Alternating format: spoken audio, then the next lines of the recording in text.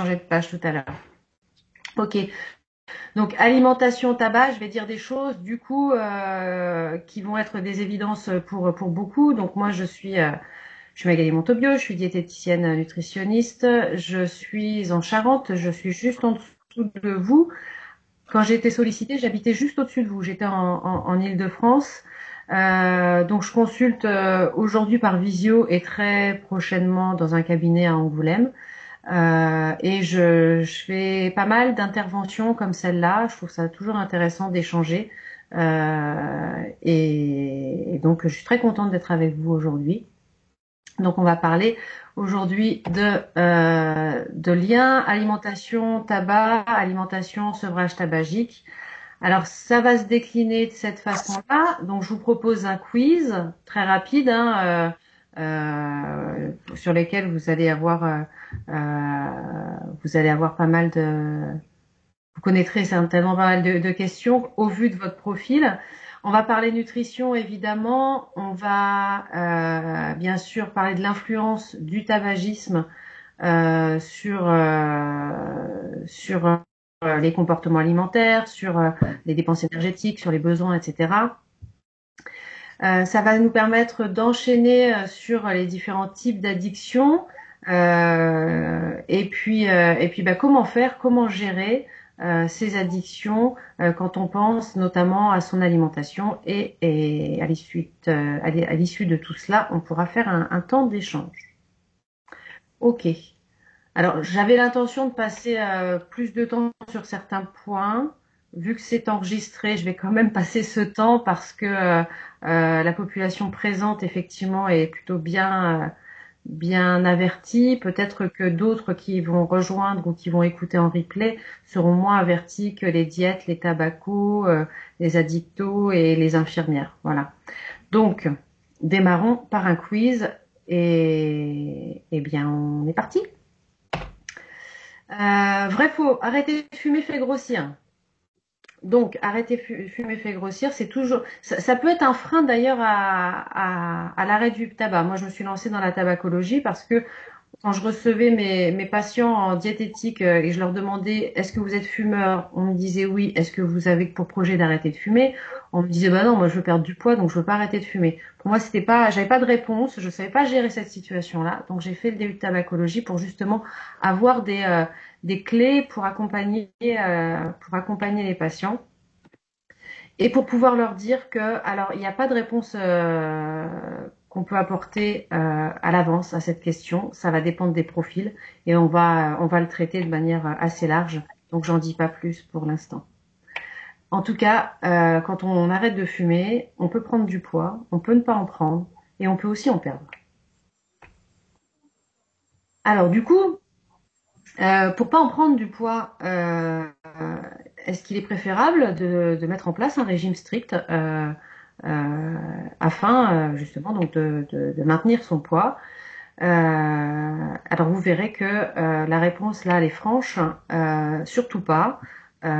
L'idée c'est de mettre toute son énergie dans son sevrage, dans son projet d'arrêt du tabac, et pas de perdre cette énergie avec un régime strict qui peut vous amener à avoir des comportements alimentaires qui soient pas vraiment adaptés, qui soient même délétères. Donc surtout, on ne met pas en place de régime strict. C'est la pire des fausses bonnes idées. Alors, lorsqu'on arrête de fumer, on retrouve l'odorat. 20 minutes après la dernière cigarette, 8 heures après, 24 heures après, 48 heures après, 72 heures, 2 semaines, 3 mois après, on ne retrouve jamais l'odorat. Donc voilà, je vous laisse vous faire une idée. Euh, et puis très vite, ben, je vais répondre quand même. Mais en tout cas, déjà à savoir que déjà 20 minutes après l'arrêt de la dernière cigarette, on a déjà un bénéfice. Alors c'est pas le goût, l'odorat, ça va être la pression sanguine et la pulsation cardiaque qui vont diminuer. Donc ils vont retrouver un rythme quand même plus normal. Après, au bout de 8 heures, on va avoir la quantité de monoxyde de carbone qui diminue dans le sang, de moitié à peu près. Donc il y a une meilleure oxygénation des cellules, déjà au bout de 8 heures. Une journée après, donc 24 heures après la dernière cigarette, ce sont les poumons qui commencent à éliminer les résidus de fumée et de mucus. Alors, ça fait parfois un peu peur de tousser tous ces gras quand on arrête de fumer, mais c'est quand même un bon signe. 48 heures après, eh bien, ce sont les terminaisons nerveuses du goût qui vont repousser et qui vont faire que là, on va retrouver le goût et puis également l'odorat. Donc, il suffit de 2 jours d'arrêt du tabac pour commencer à ressentir les saveurs en bouche de manière beaucoup plus forte que ça ne l'était quand on était fumeur. 72 heures après, ben, sur les bronches qui s'améliorent, qui sont en meilleure forme et qui permettent un meilleur souffle. Donc c'est quand même assez proche, hein, on récupère un souffle quand même assez rapidement. Et après, pour prendre en charge des pathologies plus lourdes, c'est dès 2 semaines qu'on va avoir une amélioration.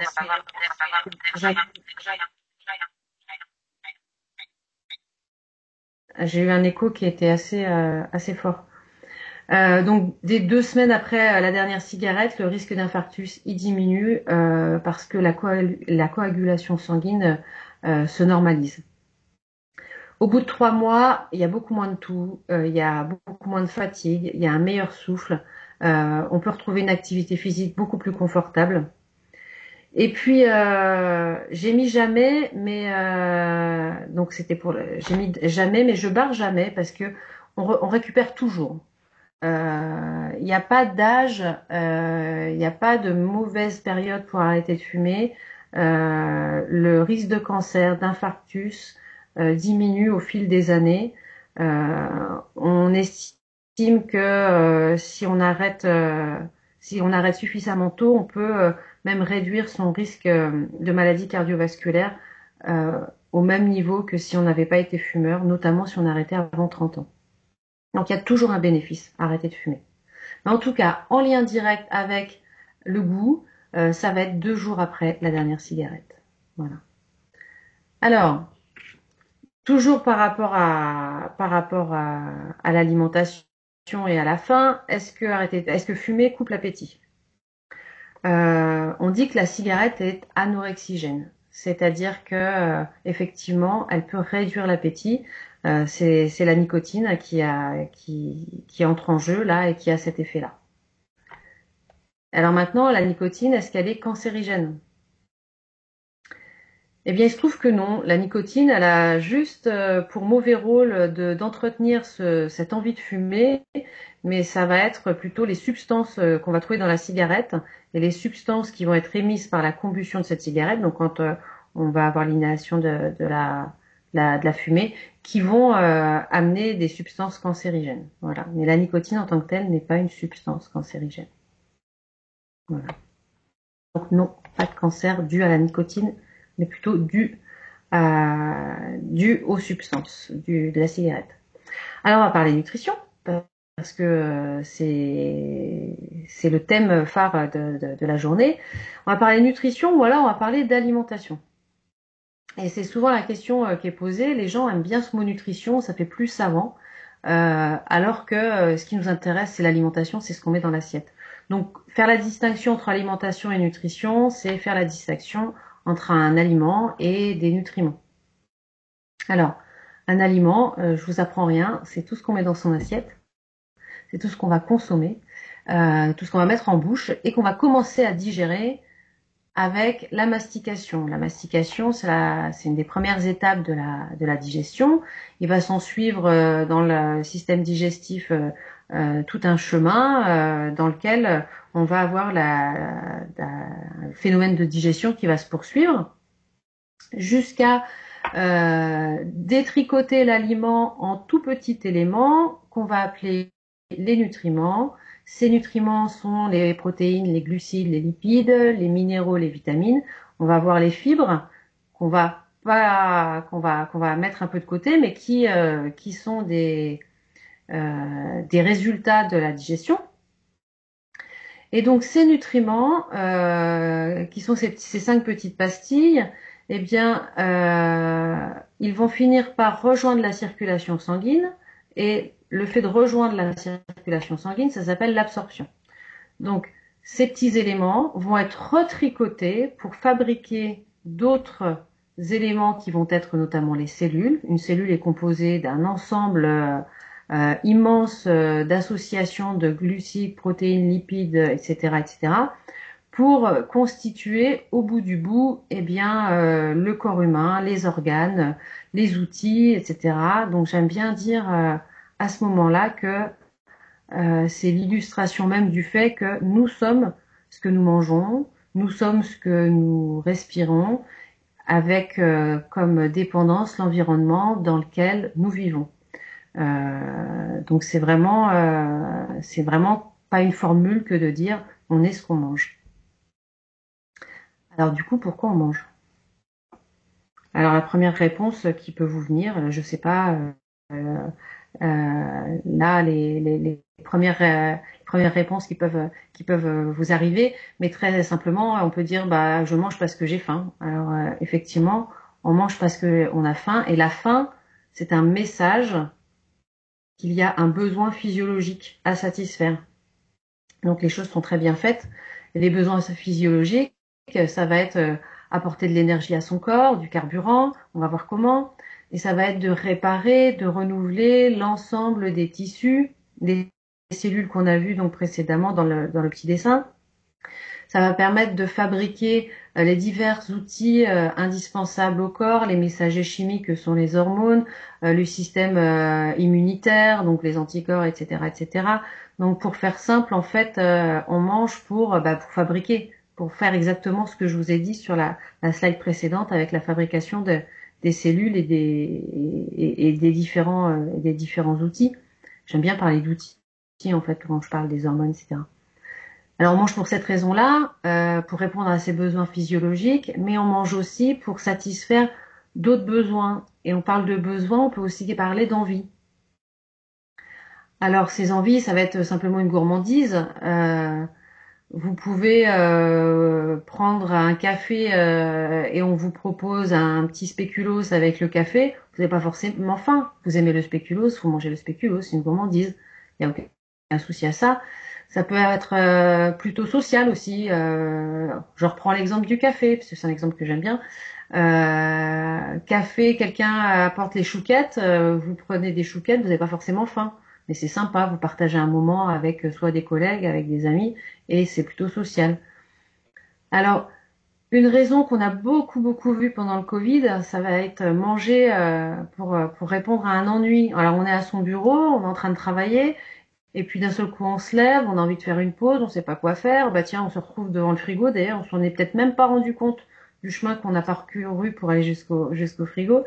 Et puis on va manger quelque chose. Voilà, ça répond à un besoin à ce moment-là de combler un ennui. Et de manière générale, manger, ça peut être un réconfort, ça peut être une consolation. Donc l'ennui, on peut le mettre aussi là-dedans. Mais en tout cas, manger, c'est un outil de gestion des émotions qui a tout à fait sa place. On peut pas, faut pas trouver ça bizarre que de manger dans ces moments-là, même si on n'a pas faim. C'est tout à fait normal. Ce qui pose problème, c'est quand ce registre-là a lieu beaucoup trop souvent. Donc là, ça peut poser problème et questions. Mais en tout cas, c'est un fonctionnement tout à fait normal. On mange, on a des envies parfois émotionnelles de manger, et ça a tout à fait sa place dans une vie saine. Voilà. Alors, comment on fait pour satisfaire et les besoins physiologiques, mais pour contribuer aussi à satisfaire ces besoins plus généraux liés aux envies. Ça va prévenir justement euh, les consommations qui peuvent être en dehors des consommations liées à la faim. Alors, l'idée pour satisfaire et répondre à ces besoins physiologiques, notamment, ça va être de consommer des fruits et des légumes qui vont apporter des vitamines, des minéraux, des fibres. Donc, ce sont ici des petits outils indispensables au bon fonctionnement du corps. On va devoir consommer des aliments qu'on va dire bâtisseurs, avec des protéines, alors des protéines végétales, des protéines animales. D'ailleurs, une petite parenthèse, cette présentation a pour vocation à parler à une grande partie de la population, On s'adresse pas à des personnes, enfin on peut s'adresser à des personnes qui ont des régimes particuliers, régime végétarien ou autre régime. L'idée n'est pas de faire un focus sur des spécificités, donc on reste global. Donc les protéines animales, viande, poisson, œufs, produits laitiers, et les légumineuses ou encore les fruits à coque qui sont des sources qualitatives de protéines. Tout à l'heure, je parlais de carburant.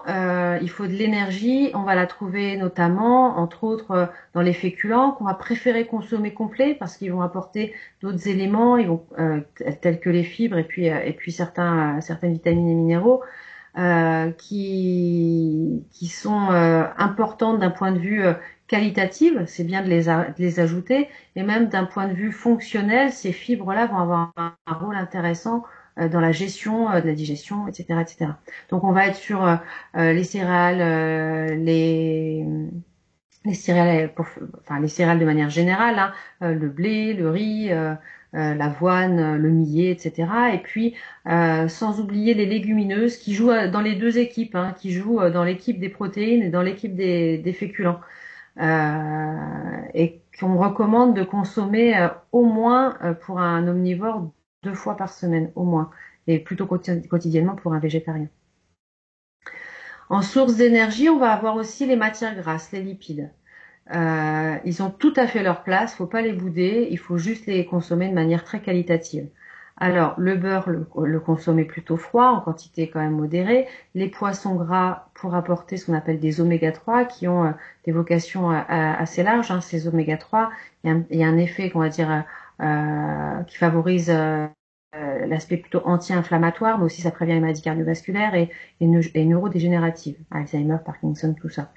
Les huiles végétales de première pression à froid, type huile d'olive, huile de colza, et là, bon, je rentre pas dans le détail, mais varier ces huiles, c'est important aussi pour répondre aux différents besoins.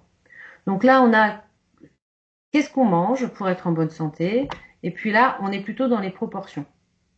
Alors, j'aime bien présenter cette assiette comme étant une assiette qui représente toutes les consommations d'une journée. Si on devait mettre dans une seule assiette tout ce qu'on mange de la première bouchée du matin à la dernière bouchée du soir, si on devait tout réunir, eh bien, pour répondre à nos besoins, l'idéal serait d'avoir moitié de fruits et légumes avec une grosse proportion de légumes par rapport aux fruits. Et puis après, un quart de féculents, un quart de protéines, tout ça arrosé de matière grasse et votre corps se portera bien. Voilà. Donc là, c'est pour la satisfaction des besoins physiologiques. Alors, l'influence du tabac dans tout ça. Comment on gère ses consommations quand on est fumeur? Comment ça se passe quand on cherche à arrêter de fumer, quand on devient non-fumeur? Alors déjà, dans un premier temps, on va avoir une attention sur les apports énergétiques et nutritionnels du fumeur. On va constater que le tabagisme a une influence sur les prises alimentaires. Alors les prises alimentaires, là on va être plutôt dans le registre de la quantité. On constate tout à l'heure, je vous ai dit que la nicotine avait un effet anorexigène, donc il entraîne une diminution de la faim. Une diminution de la faim, mais ça entraîne aussi le fait qu'on est rassasié plus rapidement. Donc il s'ensuit une prise alimentaire qui est réduite. Donc on aurait tendance à dire, donc tout ça ce sont des observations qui sont faites. Alors j'ai pas mis les références des études. Si vous en avez besoin, je vous les renverrai. Mais en tout cas, les prises alimentaires sont réduites par rapport à un non-fumeur. Et puis les habitudes alimentaires, le mode alimentaire, de manière générale, il va être, on va dire, de moins bonne qualité, puisque par rapport à ce que je disais tout à l'heure, on recommande une quantité de légumes importante et on constate que le fumeur mange moins de fruits et légumes. Par contre, le fumeur est beaucoup plus attiré vers le gras et le sucre, notamment parce que ce sont des produits qui vont avoir beaucoup plus de goût. Et comme la sensation olfactive et gustative est réduite, eh bien, on a tendance à aller plus là-dedans. Par rapport aux habitudes alimentaires qui sont constatées, on constate aussi que le fumeur a une association à l'alcool. On peut dire aussi avec le café, mais là, je fais un focus sur tout ce qui est, je dirais, un élément calorique, l'alcool. Et donc, les consommations alimentaires du fumeur, de manière générale, eh ben, elles s'éloignent de ça. Donc, c'est un peu, c'est une attention déjà qu'il faut porter. Donc, un fumeur doit vraiment porter son attention sur son alimentation. Je dis bien porter son attention et pas faire attention. Ce sont deux approches, je dirais, différentes. Et donc, à travers tout ça, on voit également que la composition corporelle du fumeur varie du fait de sa consommation. Qu'est-ce qui se passe quand on est consommateur de tabac? Il s'ensuit des modifications hormonales. Le cortisol, qui est l'hormone du stress, entre autres, augmente. Et puis les hormones, on va dire plutôt féminines et masculines, évoluent également. Il se trouve que ces hormones-là ont un rôle dans la distribution, dans la répartition des tissus. Et on constate que les tissus adipeux viscéraux, donc la graisse viscérale, qui est la graisse qui est plutôt à l'intérieur, près des organes, augmente. Et le tissu sous-cutané, qui est plutôt presque en surface, eh bien, il diminue. Ce qui est dommage, c'est que le tissu sous-cutané, à part l'aspect esthétique et pondéral, ne pose pas plus de problèmes de santé que ça. En gros, on peut avoir des grosses fesses, ça pose pas de problème. Par contre, la graisse viscérale qu'on va trouver notamment au niveau de l'abdomen a des effets, notamment va augmenter le risque de diabète, de maladies cardiovasculaires et également de cancer. Donc, on est sur un schéma corporel qui est quand même plus délétère de par la localisation des graisses, du tissu adipeux. Donc, une troisième influence à mettre en évidence. Alors, précédemment, je vous parlais de l'influence du tabagisme sur les apports énergétiques et nutritionnels, mais il y a une influence du tabagisme sur la dépense énergétique. La dépense énergétique va être plus importante au repos chez le fumeur. Alors, ce sont des chiffres qu'on n'est pas obligé de retenir, hein. En moyenne, on va dire que le fumeur a une dépense énergétique de 10% supplémentaire au repos, si on fait une moyenne de tous ces chiffres-là. L'effort demande beaucoup plus d'énergie. Le corps, de manière générale, moi, le schéma que j'aime bien dire, imaginons qu'il y a un toxique qui rentre dans le corps, ben simplement, le corps est en lutte permanente, ça lui demande du jus, ça lui demande de l'énergie pour aller contre. Donc, c'est le schéma qu'il faut avoir en tête. Donc, effectivement, l'organisme va être plus consommateur d'énergie au repos. A contrario, on va constater que le fumeur va avoir moins de dépenses énergétiques à travers l'activité physique. Alors, une des raisons est très simple, c'est que les difficultés respiratoires entraînent notamment, ça peut être douloureux, et puis même de manière générale, c'est plus difficile, on sent beaucoup plus l'effort, il est beaucoup plus pénible. Voilà pourquoi, très souvent, les fumeurs ont un défaut d'activité physique. Alors, on pourra trouver 1000 exemples, 1000 contre-exemples de fumeurs qui vont faire beaucoup de sport en se disant comme ça, je me décrasse et j'efface les effets du tabac. Alors c'est très bien qu'ils pratiquent une activité physique, c'est vraiment une très très bonne chose. Maintenant, ça ne décrasse en rien les effets du tabac. Il y aura quand même de gros risques qui seront maintenus. Voilà. Donc on peut faire à la louche un équilibre des dépenses énergétiques, ça c'est macro, pour dire que l'un dans l'autre, en fait, il y a une influence effectivement des dépenses énergétiques qui peuvent statistiquement s'équilibrer de par le métabolisme qui est plus ou moins consommateur ou l'activité physique qui est plus ou moins présente selon qu'on est fumeur ou non fumeur. Voilà. Donc les dépenses énergétiques, on va dire qu'il y a à peu près un équilibre. Maintenant, après avoir vu ces différentes influences du tabagisme, là, je voudrais faire un point sur notamment les besoins nutritionnels. Qu'est-ce qu'on doit manger de plus, de différent quand on est fumeur? Alors, j'avais présenté l'équilibre alimentaire à travers cette assiette, ce disque. Bien, disons que pour le fumeur, il faut qu'il porte une attention plus. Et notamment sur sa consommation de fruits et légumes. Fruits et légumes et légumineuses, ce sur quoi on doit insister, nous, diététiciens, pour respecter le programme national de nutrition santé. Mais malheureusement, précédemment, je vous ai dit que l'influence du tabagisme sur les apports nutritionnels amenait des habitudes alimentaires qui étaient moins bonnes, qui étaient celles-là. Donc, c'est pour ça que rééduquer le fumeur, euh, avant même de parler de sevrage tabagique, sur l'équilibre alimentaire est vraiment important. Puis bah, le mieux, c'est de lui expliquer pourquoi. Alors, je vais prendre un exemple. Je parle d'antioxydants. Alors, vous connaissez tous les antioxydants par rapport aux professions que vous exercez. Pour ceux qui sont moins à l'aise avec ça, moi, je parle d'un Superman de nutriments, parce que à quoi il sert cet antioxydant? Mais il va protéger les cellules. Notre corps est en permanence en train de mener des réactions chimiques, biochimiques, et puis il s'ensuit en résultat l'apparition de ce qu'on appelle des radicaux libres. Les radicaux libres qui contribuent notamment au vieillissement des cellules. Mais heureusement, le super petit nutriment arrive et est là pour neutraliser ces radicaux libres. Donc le fonctionnement normal du corps, c'est ça. Il y a émission de radicaux libres qui sont naturellement neutralisés par les antioxydants qu'on va trouver dans notre alimentation. Donc la vie est belle, ça marche bien comme ça. Sauf que le fumeur, lui, va produire davantage de molécules nocives. Donc il va lui falloir davantage d'antioxydants. Et ces antioxydants, on va les trouver dans les fruits et légumes, les légumineuses, les oléagineux. Et on a vu tout à l'heure que c'était des familles d'aliments qui étaient un peu contraires aux habitudes alimentaires.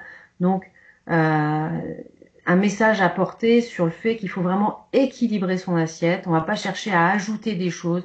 On ne va pas chercher à mettre des compléments alimentaires. On va déjà s'assurer que l'assiette apporte tout ça. Donc voilà, l'influence sur le tabagisme, du tabagisme sur les besoins, elle est réelle, mais pour y répondre, eh bien, il faut simplement déjà commencer par manger équilibré. Et l'histoire de moitié de consommation de fruits et légumes, le conseil peut presque se limiter à ça pour aller vite. Alors, on va parler de variation pondérale quand on arrête de fumer. Il y a des observations qui sont faites, hein. En tout cas c'est très très variable. On va en tout cas noter que 16% des personnes qui arrêtent de fumer vont perdre du poids. Donc ça c'est peu connu, mais il ne faut pas l'oublier, ça représente quand même une proportion non négligeable de la population en sevrage tabagique, donc il ne faut pas l'omettre. 13%, donc une plus petite proportion, va prendre au-delà de 10 kilos. Ce qui pose vraiment un sujet à ces personnes-là, un problème à ces personnes-là. Il y a cette peur de prendre du poids quand on arrête de fumer, qui est d'ailleurs un des premiers freins à l'arrêt du tabac d'ailleurs. Donc il reste une trentaine de pourcents, 31% pour être exact. Et qu'est-ce qui se passe dans cette population? Alors on va noter qu'en moyenne, les femmes vont prendre 5 kilos, les hommes 4 kilos. Alors quand je dis 5 kilos, ça veut dire que peut-être que certaines vont prendre 2, d'autres 7. On ne sait pas, voilà, ça approximativement, c'est une moyenne. Mais en tout cas, parmi cette prise de poids, on aurait tendance à parler de rattrapage pondéral autour d'une moyenne de 3 kilos. Comme je disais tout à l'heure, hein, la cigarette étant anorexigène, on peut presque dire qu'il y a un petit sous-poids du non-fumeur par rapport à ce qu'il serait s'il était fumeur. Donc ce rattrapage pondéral, il est plutôt normal et il ne doit pas faire peur. En tout cas, ce qui est important, c'est de communiquer là-dessus, sur le fait que c'est possible, mais la suite nous dira que l'accompagnement permet de réduire ces prises de poids. Alors, à noter aussi que la prise de poids, elle peut se faire très rapidement. Donc c'est dans la première année, mais surtout, et voire en particulier dans les premiers mois. Donc on peut porter son attention sur ce qu'on mange et pas sur son poids, et ça on le verra plus tard. Et notamment mettre en place pendant ces premiers mois les bonnes habitudes qui devront être pérennes pour le reste de la vie, hein, parce que toutes ces bonnes habitudes s'adressent à la population générale. Donc ces bonnes habitudes, est-ce que c'est un régime restrictif? Alors comme je l'ai dit, surtout pas garder son énergie pour justement faire des choses bien bonnes pour soi et éviter le régime restrictif qui peut conduire à des troubles alimentaires, des troubles de conduite alimentaire. Voilà. Alors, une petite attention là sur le fait de contrôler son poids. Il est quand même constaté, observé que plus on fait attention à son poids, plus on a un risque de surpoids, d'augmenter davantage son poids. Quand on arrête de fumer en contrôlant son poids, vous voyez, c'est les barres rouges, eh bien, on risque de prendre plus de poids que si juste on porte son attention sur une alimentation adaptée, on réfléchit à son nouveau mode de vie, je dirais, meilleure assiette, plus de tabac. Alors, on va notamment observer quand même que même les personnes en situation d'obésité peuvent même être amenées à perdre du poids en sevrage tabagique lorsqu'elles se déconnectent de cette injonction du poids. Alors, se déconnecter de l'injonction du poids, c'est pas ne plus faire, c'est pas ne plus porter son attention sur son poids, mais c'est arrêter de faire attention. Alors, en gros, quand on arrête de fumer, la prise de poids, elle va dépendre c'est très individuel. On peut pas prédire auprès de nos patients qui va prendre du poids, qui va en perdre et combien de kilos. Alors, on note quand même que c'est pas parce que un patient est obèse qu'il a plus de risques de prendre du poids. Ça, c'est absolument faux. Et d'ailleurs, on a vu que s'il se déconnecte de la peur du kilo en trop, eh bien, il a même des chances de perdre du poids s'il remet en place des bonnes habitudes dans tous les domaines de sa vie. Donc en tout cas, il y a un rôle délétère dans le contrôle. Donc le régime restrictif, c'est radicalement à proscrire. Et puis il y a un effet aussi, hein, selon si le fumeur était un gros fumeur ou un petit fumeur. Alors j'aime pas dire petit fumeur parce que un petit fumeur reste un fumeur. Mais en tout cas, plus il y a de consommation quotidienne de cigarettes et plus la variation peut être grande. Voilà. Alors, pourquoi on peut prendre beaucoup de poids? Alors, je regarde en même temps pour pas parler et trop vite et trop doucement. Mais j'ai l'impression d'avoir parlé un peu vite. J'ai un public qui connaît bien le sujet, alors je m'attarde pas trop. Malheureusement, il faut que j'arrive à oublier que vous connaissez bien le sujet. En tout cas, pourquoi des prises de poids qui peuvent être parfois majeures? Quand je dis majeures, vous voyez, c'est les 13% de la population qui peuvent prendre 10 kilos et plus. Bien parler de, est-ce qu'il n'y aurait pas un petit transfert de la cigarette pour satisfaire des besoins qui ne sont pas physiologiques? Tout à l'heure, j'ai décrit les besoins physiologiques qui sont annoncés par la faim et tous les autres besoins que sont la gourmandise, le niveau social, l'ennui, besoin de réconfort et de consolation. Eh bien, quand il n'y a plus de cigarettes, on pourrait penser qu'il y a comme un transfert d'addiction, l'addiction au tabac vers, alors je parle pas encore d'addiction au fait de manger, mais vers un comportement alimentaire qui pourrait être modifié. Alors qu'est-ce qui se passe? Ouais, donc on parle des addictions, donc j'en arrive à présenter les 3 formes d'addiction au tabac. Alors voilà, pourquoi un fumeur fume? Alors vous pourrez faire la liste de toutes les raisons, de toutes les situations qui amènent une personne à fumer. Peut-être vous-même êtes-vous fumeur, mais en tout cas il y a plein de raisons. J'en ai listé juste quelques-unes ici, et il se trouve que déjà parmi ces quelques mots qui sont en lien avec une consommation de tabac, parmi ces mots déjà on pourrait distinguer des causes. Alors j'ai mis au milieu, c'est un nuage de mots qui a été fait et ordonné malgré moi, mais en tout cas on voit au milieu il y a le réveil. quand on fume très vite après son réveil, ça traduit un besoin, un manque de nicotine. Donc c'est ce qui va représenter l'addiction physique. L'addiction physique, donc, nos cellules ont des récepteurs qui vont attraper cette nicotine et il va s'en suivre tout un cheminement qui va amener à chercher du bien-être et etc. J'ai mon mot qui m'échappe, donc je suis désolée. Donc je vais tourner autour. Donc on a cette addiction physique qui n'appartient pas à tout le monde en fait. La nature est ainsi faite, tout le monde n'a pas ses récepteurs à la nicotine. On peut être un fumeur régulier depuis 30 ans et ne pas avoir cette addiction physique. Par contre, souffrir des autres addictions. Donc l'addiction physique, elle va être identifiée grâce à un test, le test de Fagerström, qui permet de dire s'il y a un réel besoin physique de consommer cette nicotine. Il existe deux autres types d'addiction. Le second, alors il n'y a pas de hiérarchie, hein, c'est l'addiction comportementale. Et là, on va être dans une situation justement où c'est une situation qui crée l'envie. Alors la situation, ça va être je prends un café, je fume. Je monte dans ma voiture, j'allume une cigarette. Dès que j'arrive au feu et qu'il passe au rouge, j'allume une cigarette. Donc ce sont des situations qui vont amener à consommer. Une situation, je bois un verre avec des amis, j'allume une cigarette. Je prends un verre d'alcool, j'allume une cigarette. Voilà, ce sont des situations qui amènent à consommer. Donc on parle d'addiction comportementale. Et la dernière addiction, ça va être l'addiction psychologique. Et celle-ci, ça va être davantage une émotion qui crée l'envie de fumer. Je suis triste, je fume. Je suis en colère, je fume. Je suis stressée, je fume. D'ailleurs, derrière je suis stressée, je fume, pensez que le fumeur vit avec un niveau de stress qui est supérieur à ce qu'il serait s'il était non-fumeur. Alors, c'est le chat qui se mord la queue puisque il est davantage stressé et il va utiliser la cigarette pour gérer son stress.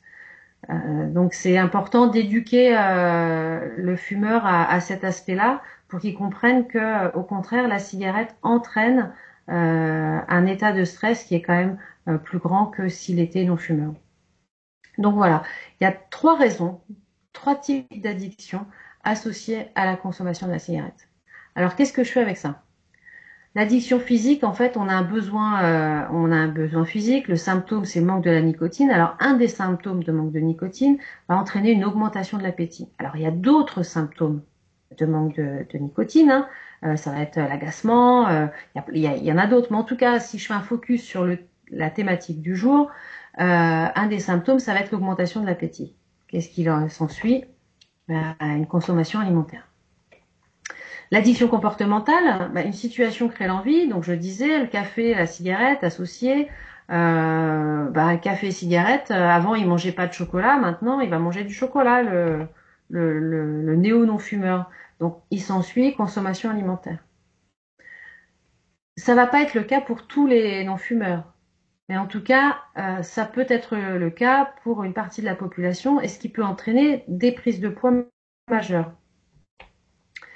Une émotion qui crée l'envie, je m'ennuie, je fume une cigarette. Je m'ennuie, maintenant je fume plus, donc je vais manger, donc consommation alimentaire. Donc on constate bien que ces addictions comportementales, physiques et psychologiques, lorsqu'elles ne sont qui posent problème, lorsqu'on retire la cigarette, il va falloir les gérer et ça va entraîner un risque de comportement alimentaire modifié. Donc, qu'est-ce qu'on fait avec ça? C'est là qu'on a toute notre place, hein. Pour l'addiction physique, on met en place des substituts nicotiniques. Ça marche très bien. La question est de savoir comment le doser. Donc, le test de Fagerström peut nous dire si c'est nécessaire ou non. Et puis, nous, en tant que tabacologue, on sait doser les substituts nicotiniques adaptés aux fumeurs. L'addiction comportementale, il va falloir identifier toutes les situations qui amènent à fumer une cigarette. Donc là, c'est toute la recherche qui va être faite avec le patient pour comprendre cette cigarette-là, quand je la fume, qu'est-ce que je pense, qu'est-ce que je ressens, qu'est-ce que je peux mettre en place qu'est-ce que je peux faire à la place de la cigarette. Alors, il y a un moyen qui est assez radical par rapport au café, c'est j'arrête le café, je prends du thé. Ou alors désormais, quand je prends un café, je l'associe à un verre d'eau. Donc, il y a des astuces qui vont marcher pour certains, qui vont pas marcher pour d'autres, mais en tout cas, ce qui est important, c'est de réfléchir à tout ça. Et parfois, pour l'addiction comportementale, le fait d'avoir conscience du rôle de telle et telle cigarette va jouer un rôle essentiel dans la réussite de son passé. Donc toujours avec une curiosité, une bienveillance et pas un reproche, observer les situations associées et les motivations de chacune des cigarettes. Et la même chose pour les émotions qui amènent à fumer. Et quand c'est le stress notamment, il est important de mettre en place des méthodes, des outils de gestion des émotions. Parfois, il faudra aller voir un psychologue pour se faire aider. On peut travailler la cohérence cardiaque. Il y a plein de choses à mettre en place. Et ce qui est important, c'est d'identifier tout ça. Je vais mettre mon animation. Reprendre en main son assiette, là on peut voir un diététicien, une diététicienne en amont. Alors j'ai une collègue diète qui n'est pas tabacologue qui m'a dit que jusqu'à maintenant elle disait on peut pas faire les deux en même temps et c'est le message qu'elle passait à ses patients que de reprendre son assiette en main et arrêter de fumer. Moi je trouve que c'est un très bon moment, au contraire. Quand on est en train de se reprendre en main, c'est son hygiène de vie qu'on révise et c'est pas si on le fait bien, si on est bien aidé, ce sera pas plus douloureux de faire les deux ensemble. Donc pour identifier les besoins en substitut nicotinique, pour identifier les nouveaux comportements, pour aider à la mise en place de nouveaux outils pour orienter, eh bien le mieux quand même c'est de faire appel à un tabacologue. Alors vous avez les tabacologues de ville dont je fais partie. Et vous avez Tabac Info Service au 3989, dont je fais partie là en ce moment, là plus pour très longtemps, mais en tout cas c'est un métier et ça permet quand même d'assurer un meilleur taux de réussite dans son sevrage tabagique. Et bien voilà, alors je crois que je suis allée un peu vite, oui, 45 minutes, j'ai parlé assez vite. Mais en tout cas, je suis désormais là pour répondre à vos questions. Merci beaucoup, Madame Montobio. Ce que l'on vous propose, ça va être de